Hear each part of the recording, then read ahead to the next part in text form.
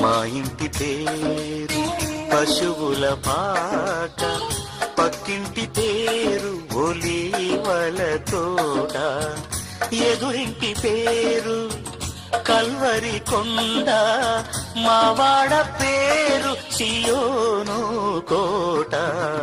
మా ఇంటి పేరు పశువుల పాట, పక్కింటి పేరు ఒలీవల తోట, ఎదురింటి పేరు కల్వరి కొండ, మావాడ పేరు సియోను కోట.